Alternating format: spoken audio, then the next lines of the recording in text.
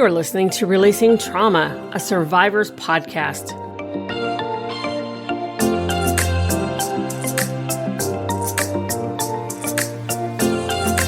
And now here's your host, Tracy Osborne.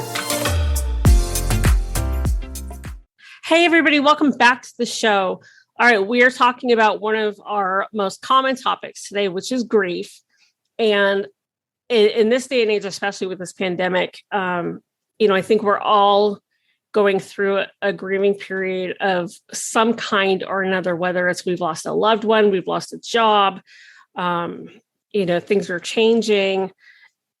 Grief and loss is not just about losing somebody that you love. It's about change. And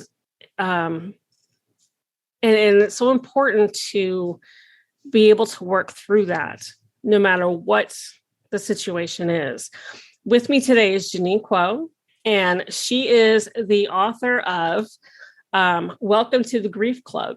So we are going to talk a little bit about that book, and we are going to talk about how to work through and process your grief. So Janine, welcome to the show. Thanks, Tracy. I'm so glad to be here. I am excited to have you here. This is like I said, this is a topic we talk about quite a bit on the show. And I think it's something that we can't talk about enough because it's one of those topics that society doesn't want us to talk about. Society doesn't want us to be open and honest about grief and loss. That's something that should be done privately behind closed doors and not talked about. And I think the only way we're going to change that mindset is for us to have conversations like this. So I'm really glad to have you. Now, Thanks, and I totally agree that I think that we should be having more conversations, more honest conversations about grief, what it's actually like, and what it's like to process a loss. So thank you for creating this space. Absolutely. Now, grief, there are so many levels of grief. There's so many kinds of loss. I know that yours was the loss of a partner. I have lost a partner. I lost my husband a couple of years ago. I've lost parents. I've lost my best friend. I've lost plenty of animals. I've lost jobs. I've lost myself. And all of those come with different levels of grief and grieving. But I think that no matter what it is that we're grieving about, there are, the stages are kind of the same. And the path that we have to take to heal is similar. So, in your book, Welcome to the Grief Club, what exactly, let's talk about what exactly does the book, what is it about? Sure.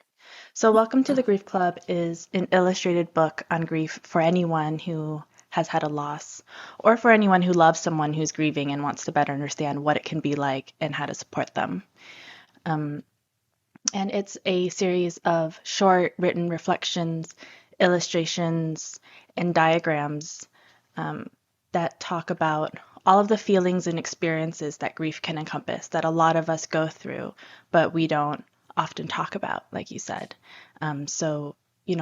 Grief, when we think of grief, we often think of sadness, which is a huge component of it.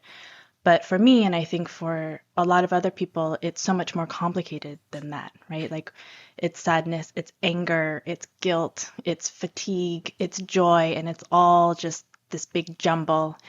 In the book, I talk about the physical symptoms of grief. We often think of grief as this emotional experience, but it also, I think, manifests physically for a lot of us. Oh, absolutely. And I talk about how grief changes over time and how it's not linear, but it does change. So all of those experiences that, I had and all of the questions that I had as I was going through it, I put in the book.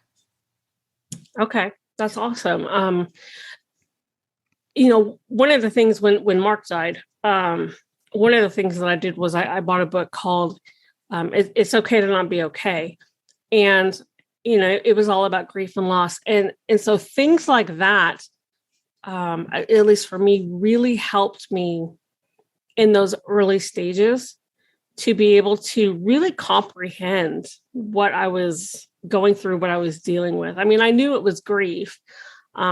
Losing a husband's a little bit different from losing your parents, which is different from losing a friend, which is different from, it's still grief, but on different levels, like I said before. So, what are some of the things that you found when you were going through this that really helped you to process and move through the grief process?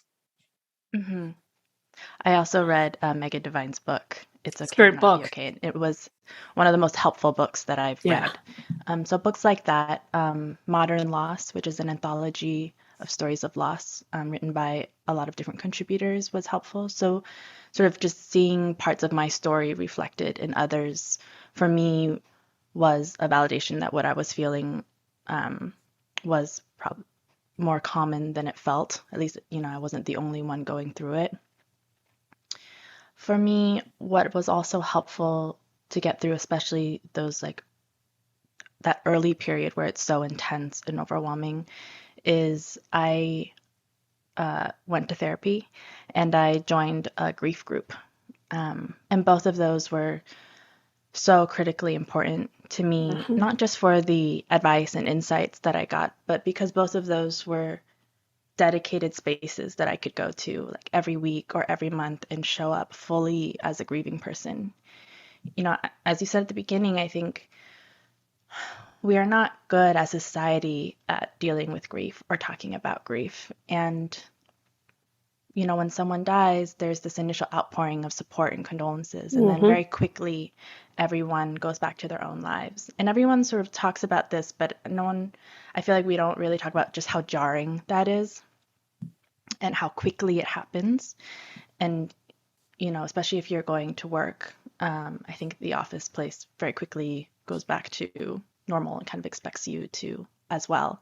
And so, having these weekly, monthly places where I could go and be openly sad and openly grieving and have people, understand what I'm going through was so helpful for me. Absolutely. I didn't really go through or use any tools like that with like my parents. When my best friend died, I didn't allow myself to really grieve at all. So when Mark died, I knew that in order to really heal properly, I had to allow myself to go through the process. And one of the things that I did do was went into some widow support groups on Facebook, and that was tremendously helpful because they understood and they got it. And it's hard for us. I was just saying this on somebody's social media the other day who was talking about it. It's hard for people who have not gone through that particular kind of loss to really understand and grasp what it is that we're going through. And so they can't really empathize with us. And so, being in a group where people got it, they understood when, I would come in and I was, especially those first couple of weeks where I was like, I just want them back. I just can't believe it. I just, I can't stop crying. I can't stop sleeping and I just was whining basically. And they got it and they understood it. And I think that's part of why other people tend to pull away from us, is because they don't quite get it, but they also don't know what to do. They feel helpless watching us go through this. Yeah, I think it's really hard having been on both sides of it. I Mm-hmm. still find it really hard to know what to say or what to do. Yeah, me too. And, I myself, before my partner passed, I remember not saying anything to someone who was grieving because I didn't want to say the wrong thing or because I didn't want to make it worse. Yeah. And it does make what's already a pretty isolating experience even more lonely, even if that's definitely not other people's intentions. So, I do think it's important to just say something. People ask me a lot, like, what should I say? And I just say, like, just say something. Like, it doesn't have to be, the most profound thing or the perfect thing. Just say something, because I think just the acknowledgement of what they're going through is the most important part. Even if it's just, hey, thinking about you, you know. Now there's some things not to say, which There's also that, yeah. Yeah, there's also that, well, they're in a better place, and I mean, there's all kinds of things that people say, and they mean well when they say, different things. But I know that one of my really good friends, when he lost his wife, his pastor said something along the lines of, well, God can take better care of her than you can, or something along those lines. And he totally meant well. He really did. And my poor friend wanted to just punch him because he's like, no, nobody can take care of my wife as good as I can, And so, yeah, there are those things. And I think for us that are on the grieving side, we have to be, it's hard because we have to be patient and understanding that these people mean well, and they're not trying to be cruel or mean when they say, well, they're not hurting anymore, they're not sick anymore, they're in a better place. and that's hard in itself, because we're like, no, no, there's no better place but with me, right? So it's hard because we're grieving, and we're angry, and we're upset, and we feel survivor's guilt, and we have shame, and we have all this stuff going through our heads. And now we have to be understanding and patient too. Yeah. It's not fair. It's a lot. It I is. feel like everyone has their own trove of stories of things that people have said to them. Oh, yeah. That were unhelpful, to put it kindly. Yeah. But, I think in that there's, like, we're laughing about it now, right? Like, in the moment it feels terrible, but now we're laughing about it because, and the book is in some ways funny, which is a kind of a strange thing to say. Like, I wrote an illustrated book on grief, and it's kind of funny, but it is because I do think that we use humor to survive, right? We find the bizarre and the funny in the worst situations, because that's what we have to do in order to survive. Oh my gosh. So yeah. So my family's really weird like that. When my dad died, I mean, it wasn't a shock when he died. We knew it was coming. We were all there. And when we were at the funeral home, we were laughing and cutting up and cracking jokes. And this poor funeral director was just looking at us like, what is wrong with you people? Yeah. And it's not that we weren't sad by any stretch of the imagination, but that's just how we are, and that's how Dad was. And so for us to continue in that manner, it was in a way honoring, who my father was. One of the funniest things that happened was when they were taking Dad out of the house, my older brother and sister went out with him because they felt that, as the older siblings, it was their responsibility to ensure that he got in the car and carted off properly. And one of the neighbors came out and waved at my brother and said, "I'm so sorry." And my brother didn't know how to respond. So his response was, "It's okay, it happens." And my sister and him come in, and they are just in hysterics laughing about this. And so that was like the funny, the family joke for the whole week we were together dealing with this. And it really helped us to kind of get through those first few days. So humor, no matter how dark, and let me tell you, when I went through it with Mark, I went into some dark humor groups, and it was one of the most healing things for me. Yeah, I find that in my group as well.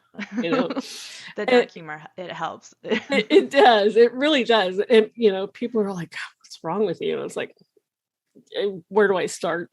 But yeah, humor is definitely, and something else that I think really helps too is, talking about the good times. So if you don't know what to say to somebody who's grieving, sharing good memories is really helpful. Mm-hmm. I agree. That's what I tell people too. I think, if you know them, the person who died, even tangentially, it's helpful. And you don't know what to say. It's helpful to share a memory, even if it's something small, like, I remember this one time they helped me, or I remember they're always kind, or this is something I really admired about them. And, a lot of times those things are things that the grieving person may not even know or realize. And it's really wonderful to hear them and to know that someone else is also remembering them. Yep, absolutely. So, what are some of the things that we can do that you have found that we can do as we process through this? I know we have, what is it, the 5 stages of grief. It's not like they happen in order. It's like, okay, well, on day 1 and 2, you can expect this, and it doesn't work that way. Wouldn't it be nice if it were like that, though? Right? Wouldn't it? It's just one of those. Whatever pops up, and you could go through all 5 stages in one day and be back to square one the next day. So what are some of the things that really helped you when you were going through this? Yeah, I think just accepting that fact was helpful. I felt like I fought it for a long time. I was, at some point I was like, this is fine. I'm just going to address this like I would any problem in my life. I'm going to Google it. I'm going to read some books, and I will learn the best practices, and I'll implement them, and I will get through this like as efficiently as possible. How'd that work for you? Yeah, that doesn't exist. And it's really hard. I mean, like, losing someone you love is so hard. It's so indescribably hard. But when you put on top of that, like, feeling bad about feeling bad, it's even worse. And so I think just being able to take that layer off of being like, I should be more sad than I am. I should be less sad than I am. I should be over it by now. Like, taking all of those things off of yourself for me was a huge relief, and just sort of being like, this is just going to go how it's going to go. And I have things that I do to help. I lean on my friends a lot. I go to therapy. I write and make art. But I can't control it, right? Like, I can't control how it's going to change, and I can't control my emotions at like any given time. Right. And really, nor should I. So I think just recognizing that and accepting that for me was huge. Yeah, I agree. Just accepting, okay, this is going to happen. Not necessarily accepting the loss, because that takes time to really go through and accept that, but just accepting that, okay, this is a change in my life. I know that things are going to be crazy and chaotic. I'm going to be crazy and chaotic for a while, and it's okay to feel whatever I'm feeling. And just, know that whatever you're going through, whatever you're feeling is valid and is normal. There is no, and when I say normal, I say that loosely, because there is no normal when it comes to going through a lot, or grieving and going through loss. We all do it differently. We all do it at different timelines. And that's something else that we need to not only remember for ourselves, but for others. And that is that people grieve on their own timeline. And definitely, this thing of, okay, well, it's been 2 weeks. It's time to get back to life. And for 2 weeks just seems to be kind of the average of what society expects us to use for our grieving time. So, did you find that people were kind of lenient around that, or did you find that people around that 2-week mark, they kind of just were like, all right, it's time to kind of pick yourself up and move on now? I think it was a mix. I think going back to work is where I felt that shift the most and the most quickly. Bereavement leave is like 5 days maybe, and usually limited to people who are like deemed a close family member. And so I went back to work fairly quickly, and At first when I was out, the emails were like, we're so sorry, take all the time you need, like we're here for you. And then when I returned to work, the emails sort of like quickly changed to being like, I hope you're doing okay. Can I have this report by Friday? Right. And I don't chalk that up to being a personal failing or the failing of the company. They were really wonderful, but just our societal norms around grief and how long we think it should take. So that transition was hard for me. I cried a lot in the bathroom between meetings for a long time. I was lucky in that I, found what I called the grief club, which is anybody who has lost someone that they love. And those people who had been through it, even though their losses were different from mine, were such a critical source of validation and affirmation for me that it was, they were like, of course you're still grieving, right? It's been 5 months. Of course you're still in the thick of it. And it was, because they had gone through it, having their voices in my head was really helpful, sort of combating our societal norms around grief. Yeah. Yeah. And I think that employers really need to be more informed when it comes to their employees who are grieving.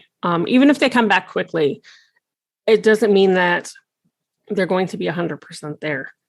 We're in such a fog that I know for me, it took me longer to make decisions and to figure out what I was supposed to be doing because I was just in a fog. And I think our employers really need to be aware of that and be more understanding and supportive of that. Yeah, definitely. I talk about that in the book. I guess people call it grief brain, which is where it's just hard to take in any amount of information, really. It's hard to read. I remember like looking at an email for 20 minutes and being like, I have no idea what this says. Mm-hmm. Oh, yeah. So there's so much in grief. Like it's so much more complicated. And the process is so much longer than I think we typically think. Yeah, definitely. Definitely. Well, Janine, thank you so much for coming on and talking with me and sharing with us today. This has been wonderful. I know it's one of those topics that's really hard to talk about, but I think the more we talk about it, the more we are just going to let people know and get people to realize that it's okay to talk about. You don't have to tiptoe. You don't have to hush, hush. It's okay to talk about. So thank you. No, thank you. I enjoyed this conversation and I'm glad that we're having it. Me too. Listeners, I will have all of Janine's contact information, the link to her book, everything in the show notes. Just head over to releasingtraumapodcast.com, pull up Janine's episode and all her contact information will be there. As always, thank you so much for listening and we'll talk to you in the next show. Thanks for tuning in. Be sure you hit subscribe on your favorite podcast platform so you don't miss a show. Be sure to check us out on our new socials on Facebook, Twitter, and Instagram.